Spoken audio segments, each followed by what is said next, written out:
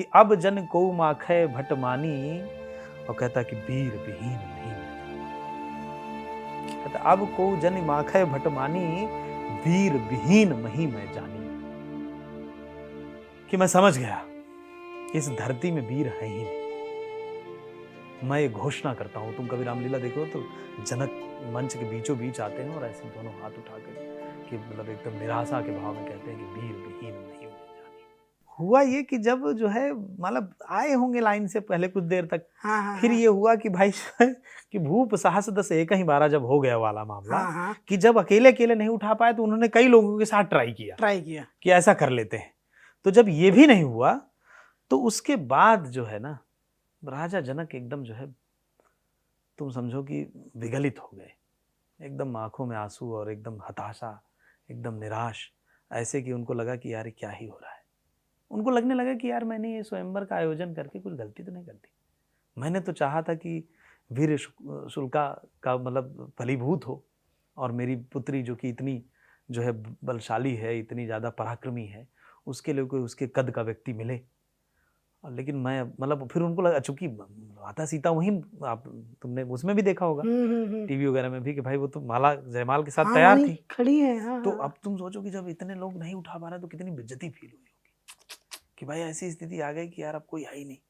और बाबा तुलसी वहां लिखते हैं कि हताश होकर के राजा जनक कहते हैं कि कुंवरी मनोहर विजय बड़ी, और कीरति अति कमनीय, और कहते हैं कि पाव निहार विरंच जन रचे न धनु दमनीय। इस धन को दमन करने वाला कोई वो नहीं। मुझे मतलब वो निराश हो गए एकदम, ऐसे उनका मतलब जो कांति थी सब एकदम खत्म हो गई, जो ओज था, जो एक विवाह करने का एक जो पुत्री के पिता में एक थोड़ी वो होता है कि भाई नहीं मेरी पुत्री अच्छी जगह जाएगी, ऐसी कामना रहती है। आगे वो कहते हैं कि अब जन को माखै भट मानी, कि अब जन को माखै भट मानी, और कहता कि वीर विहीन मही मैं जानी। कहता अब को जन माखै भट मानी, वीर विहीन मही मैं जानी। कि मैं समझ गया इस धरती में वीर है ही नहीं। मैं ये घोषणा करता हूं, तुम कभी रामलीला देखो तो जनक मंच के बीचों बीच आते हैं और ऐसे दोनों हाथ उठाकर कि मतलब एकदम निराशा के भाव में कहते हैं कि वीर विहीन मही मैं जानी। कि कोई धरती पे वीर नहीं बचा।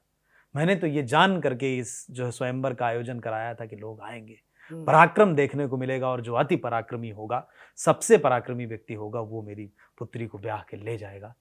लेकिन मैं निराश हुआ, मुझे बड़ा दुख हुआ, और मुझे ये कहते हुए कोई वो नहीं है, मतलब गुरेज नहीं है कि अब जन को भाखै भट मानी, वीर विहीन मही मैं जानी। मैं समझ गया कि इस धरती पे अब कोई वीर नहीं बचा। वो आगे लिखते हैं, मतलब एकदम जैसे तुलसी बाबा लिखते हैं कि जनक का शोक इस लेवल पे पहुंच गया कि उन्होंने कह दिया कि तजहूं आस निज निज ग्रह जाहूं। पब्लिक को संबोधित करते हुए जो लोग आए थे उनको कहते कि तजहूं आस निज निज ग्रह जाहूं। भाई उनके परिवार के लोग भी तो आए थे ना, जो घराती थे, वो लोग भी आए थे इस उम्मीद से कि भाई बढ़िया भव्य स्वयंवर होगा, नाग चार होगा, बारात वरात होगी, मामला होगा, द्वारचार होगा, गारी गीत होगा, सब होगा। लेकिन वो कहते हैं कि तजहु आस निज निज गृह जाहूं, लिखा न विधि वैदेही विवाह। कि आप विधि में सीता माता का विवाह ही नहीं। तजहु आस निज निज गृह जाहूं, लिखा न विधि वैदेही विवाह। कि अपने अपने आप जो है चले जाइए, मैं माफी चाहता हूँ। अरे आपको मैं कहता हूँ कि आप मैं खुद बुलाया था, मैं खुद आपको कहता हूँ कि आप चले जाइए। और मेरे ख्याल से मेरी बिटिया का विवाह जो है, अरे प्रकरण ही ऐसा है कि वो कहते हैं कि मैं ये घोषणा करता हूँ कि मुझे ऐसा लगता है कि विधिना ये चाहती ही नहीं है कि मेरी पुत्री का विवाह हो। इसीलिए शायद मेरी मति मारी गई थी कि मैंने इतना बड़ा टास्क जो है ये उठाया। लेकिन कहानी फिर यहां से शुरू होती है मन, कि जब वो ये कहते हैं, कितना भावुक। और ये सिर्फ ऐसा नहीं कि भाई जनक दुखी हुए, तुलसी बाबा आगे लिखते हैं कि जनक बचन सुन सब नर नारी, कि जनक बचन सुन सब नर नारी, और देख जानकी ही भय दुखारी।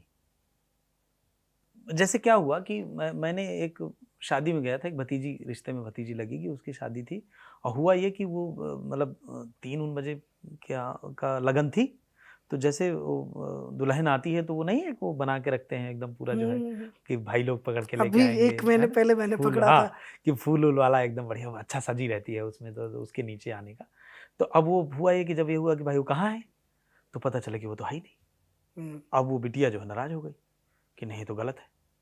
अब उसको मतलब ऐसे मतलब दुखी हो गई, उसकी भाई उम्मीद थी कि जैसे सबका रहता है कि विवाह हो तो ऐसा हो, ऐसी ये चीज़ हो, ये चीज़ हो, ये चीज़ हो, ये हमारे मन का हो, तो उसके हिसाब से वो नहीं था। तो बेचारी दुखी हो बैठ गई। फिर ये हुआ कि नहीं टेंशन की कोई बात नहीं, कहीं और एक शादी थी पड़ोस में, वहाँ से 2 लोग बाइक में गए, उसको लेके आए और जो है वो रखा। तब लगभग 40 मिनट के गैप के बाद फिर कार्यक्रम शुरू हुआ। अच्छा। लेकिन 40 मिनट रुका रहा।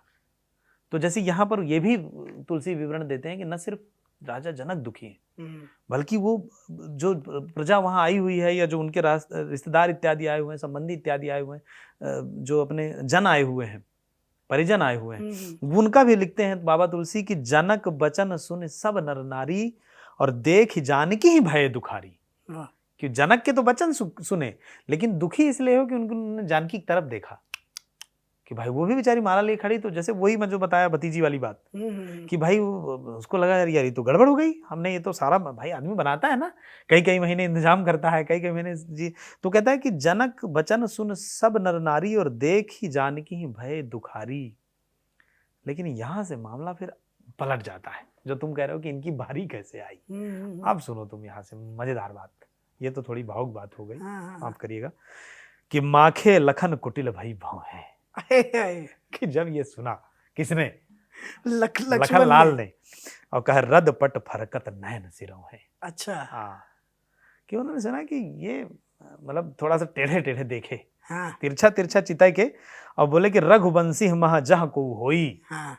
अरे सुनिए, जनक को संबोधित करके उन्होंने कहा कि रघुवंशी महा जहाँ को होई तही समाज अस कहाई न कोई। कि जहां कोई रघुवंशी बैठा होता है या जहां जब तक कोई रघुवंशी व्यक्ति है उस समाज में ऐसा कोई नहीं बोल सकता, आप तो हैं कौन। मतलब सीधे गुस्सा गए और कह रहे हैं कही जनक जैसी अनुचित बानी। सभा को संबोधित किया उन्होंने कि जैसी इन्होंने अनुचित बात यहां पर कही है। कौन सी अनुचित बात? कि वीर विहीन मही मैं जानी।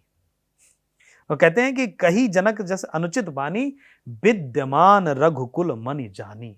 कह रहे ये जानते हुए भी कि यहाँ रघुकुल मनि अर्थात अपने बड़े भाई को संबोधित किया उन्होंने, भगवान राम परमात्मा राम, मर्यादा पुरुषोत्तम श्री राम। बोले इनके होते हुए आप ऐसी बात कैसे कह सके। सुना हूं भानुकुल पंकज भानु।